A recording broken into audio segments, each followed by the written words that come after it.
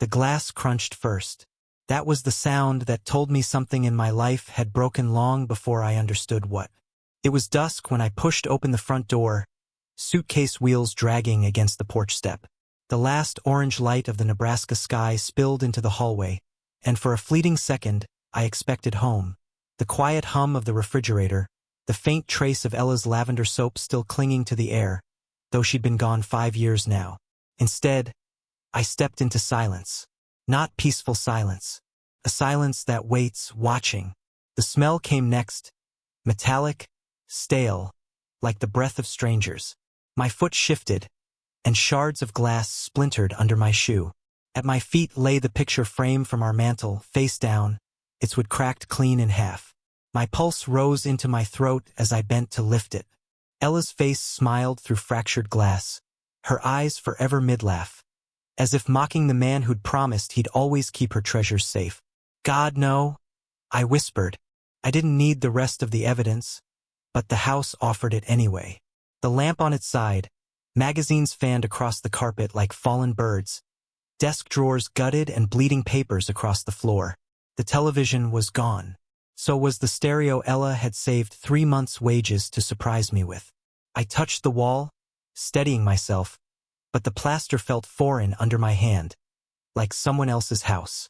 The stairs loomed. I didn't want to climb them. My body begged me not to, but some part of me already knew the worst waited at the top. I moved anyway, gripping the rail until my knuckles ached. The bedroom door gaped wide. Inside, the mattress dangled from its frame, dresser drawers overturned. Ella's jewelry box tipped open like a mouth screaming for mercy. Empty. The pearl earrings she'd worn on our wedding day gone. Her ring gone. The small perfume vial she'd left on the nightstand. Shattered. Its scent already fading into dust. I staggered into the study, desperate for a corner untouched. The safe yawned open, gutted. The pocket watch that had passed through 3 generations gone. The emergency cash Ella insisted we keep, gone. I sank into the desk chair, the only thing left upright, and pressed both hands to my face. I felt 80 years old instead of 62. For 23 years, this house had been sanctuary. Now it was a crime scene, each wall whispering of strangers who had touched everything I loved. When I finally reached for the phone, my hand shook so badly I misdialed twice. The voice that answered, calm, professional, barely pierced the roaring in my ears. 911. What's your emergency? I tried to speak, but my throat had locked. The words clawed their way out finally, raw and trembling. My home, I rasped. They broke into my home, and I think I know who let them in. The last words surprised even me. The officers had come and gone. They dusted for prints, scribbled on their pads, spoke in low, clinical tones about forced entry and professional precision. To them, it was another case number. To me, it was the death of my last sanctuary. When the patrol cars disappeared into the dark, the silence pressed down heavier than before. I couldn't close my eyes in that place. Not with fingerprint powder smudging the furniture. Not with Ella's jewelry box yawning open like an accusation. I needed walls that didn't whisper, a roof that hadn't been violated. And so I did what any father would do. I called my son. The line rang longer than I expected. When Melvin answered, his voice carried the rasp of someone woken too quickly, or someone already on edge. Dad? What's going on? I swallowed the ache in my throat. The house was robbed, Mel. They took everything. Even your mother's things. I can't stay here tonight. I thought maybe... Wait. He cut me off, sharp. You want to come here? Stay with us.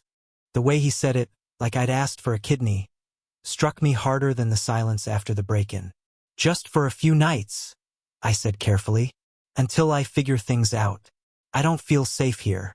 On his end of the line, a television hummed faintly. A woman's voice asked something, muffled. Then came Melvin's reply, low, urgent, words I couldn't quite make out. When he returned to me, his tone had shifted, hardened. Dad, I can't. Not right now. Wendy's working doubles, the baby's teething. We don't need another mouth to feed. I gripped the phone tighter. My own son. My only son. speaking as if I were some stray dog scratching at his back door. "Melvin," I said, trying to keep the tremor from my voice. "I raised you in this house. I taught you to ride your bike in the driveway. Every scraped knee, every broken bone. I was there. I'm not asking for forever. Just a couch. Just tonight." Silence. Then, "You always figure things out, Dad. You'll do it again." The line went dead. I sat at the edge of the ruined living room, the phone slack in my hand, my ears ringing louder than any siren. My son had turned me away, but it wasn't only rejection I heard in his voice. Beneath the steel, there had been something else. Something restless, almost frantic. A lie struggling not to surface. Outside, the porch light flicked on next door. Roy, my neighbor of 23 years, stepped onto his stoop, hands shoved into his jacket pockets. His gaze found me through the shadows. Concern etched every line of his weathered face. "You all right, Silas?" he called softly. I opened my mouth to answer, but all that came was a hollow sound I barely recognized as my own. "No," I whispered. "Not anymore." Roy's living room smelled faintly of pipe tobacco and old wood polish. He guided me inside without asking questions, just the way men of his generation understood grief, by giving space, not speeches. His furniture was worn but neat, every cushion placed with military precision, every photograph in perfect alignment. "Sit, Silas," he said, setting a mug of coffee before me. "You look like a man who's come back from war." Maybe I had. My war was with silence, with memories turned against me.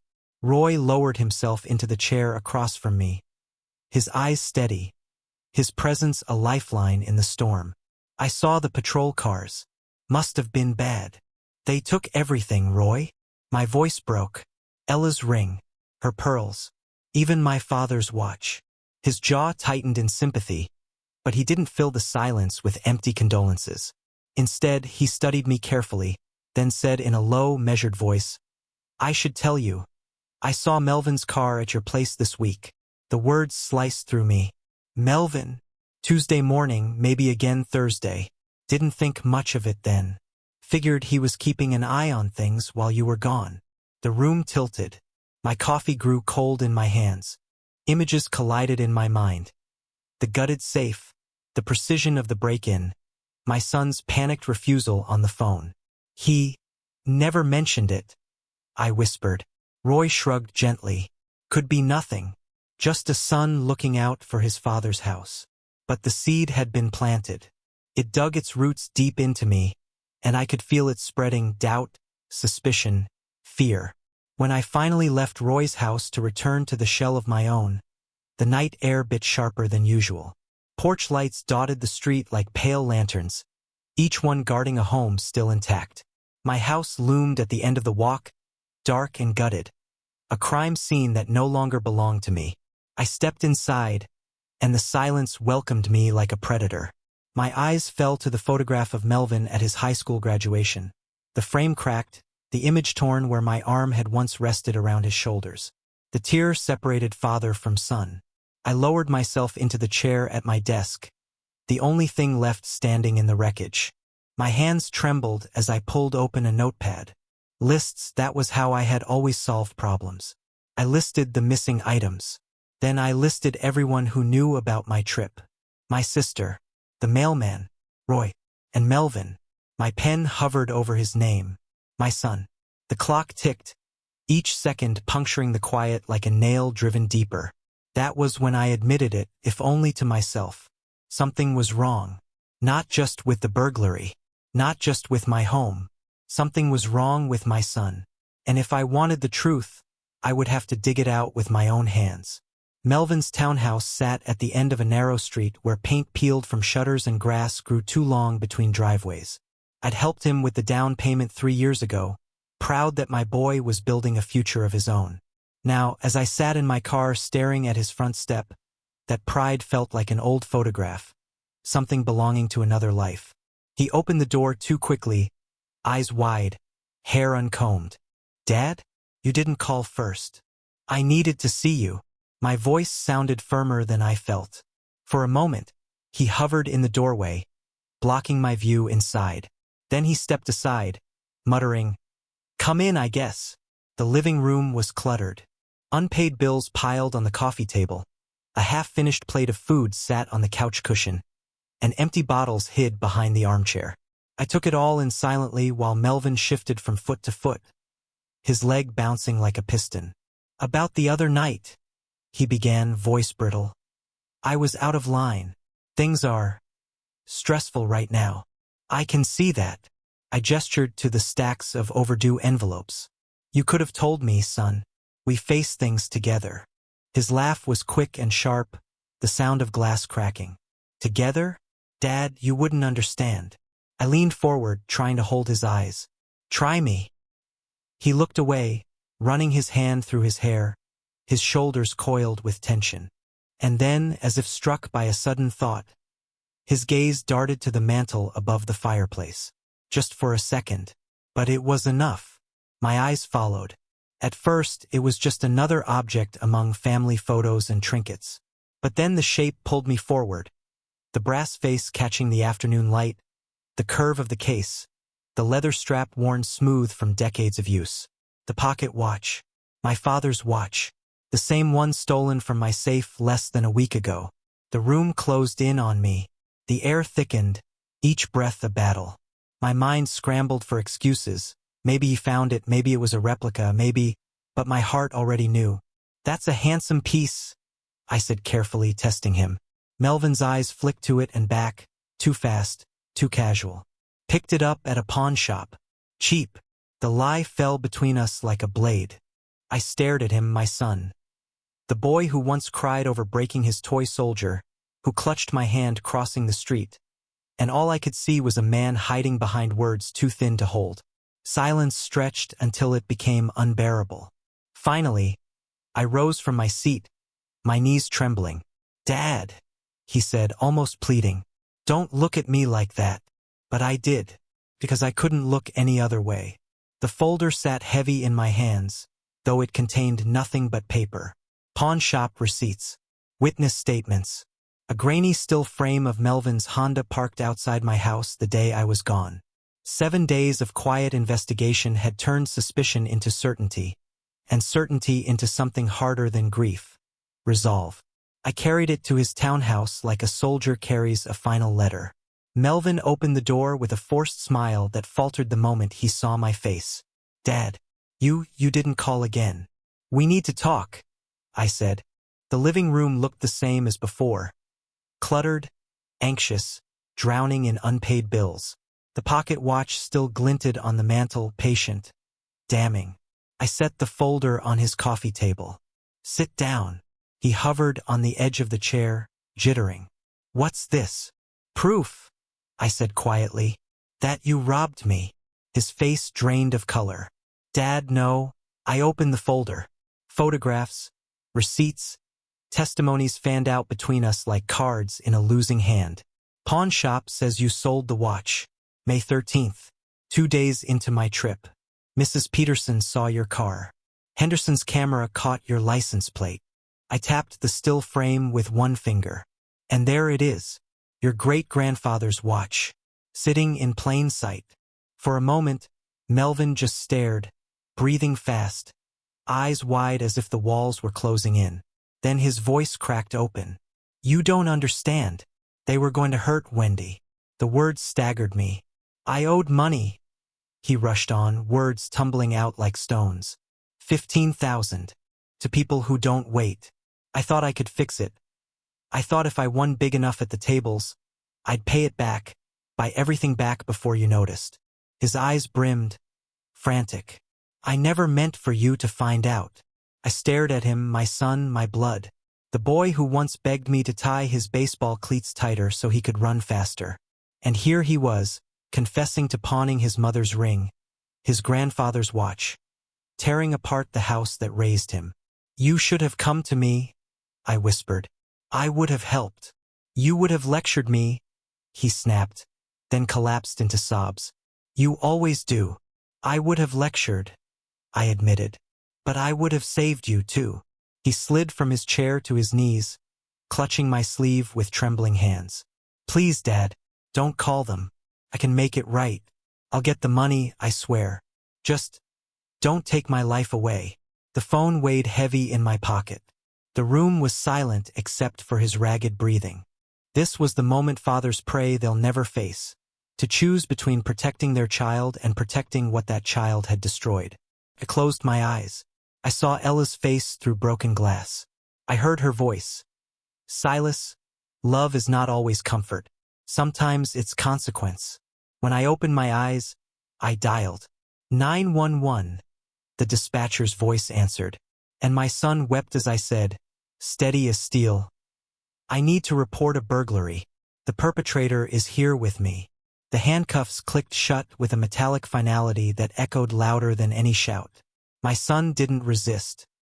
He only stared at me, wet-faced, his lips shaping words that never reached the air. The officers led him past me, down the steps, into the waiting patrol car. The red and blue lights painted the neighborhood in judgment.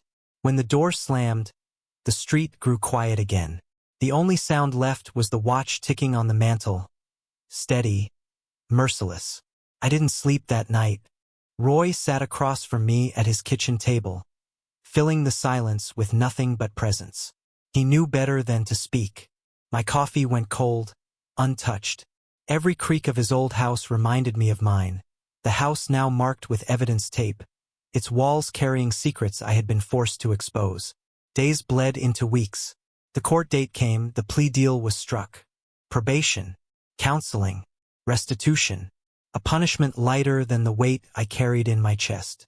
On paper, it was mercy. In my heart, it felt like betrayal of another kind. Too little, too late, too broken to mend. Yet life went on. Roy tended his garden. The mail still arrived. And I, old engineer that I was, made lists. Groceries, chores, calls. Anything to impose order on a life that had collapsed into pieces. Then came the letter. It was a single page, folded neatly, written in my son's hand. The handwriting was shaky, unfamiliar, like a boy learning to write all over again. Dad, the counselor says I need to understand why you did it. I hated you for it. But I think I see it now. You weren't punishing me. You were saving me, even if it meant breaking both of us in the process. I don't know if I can ever earn back your trust, but I want to try. Still your son, Melvin. I read it once, twice, 10 times, until the paper blurred. For the first time since Ella's funeral, I let myself weep without restraint. Not because the pain was gone, but because somewhere inside the wreckage, a fragile thread of hope had survived. 6 months later, I left Omaha. The house where the laughter of birthdays once lived had become nothing but a grave of memory. I packed Ella's photograph, the watch, returned to me by the court, and boarded a plane to Arizona, where my sister waited with open arms and a spare room that carried no ghosts. From the window seat, I watched the land unfold below me. Each river and field looked like scars stitched across the earth. And I thought of Melvin, my boy, my betrayer, my blood, walking a road of his own, with counselors and courts and choices he alone must carry. One evening in Phoenix, the phone rang. His voice came through the line, steadier than before. Dad, he said, I've been sober from gambling 8 months. I'd like to talk. Really talk. How do we begin? I stared out at the desert sky, painted in gold and violet, the mountains silent as witnesses. My throat tightened. With honesty, I whispered. And time. The watch ticked beside me, relentless, forgiving nothing, but recording everything. And for the first time in a long while, I believed it was possible to start again. 9.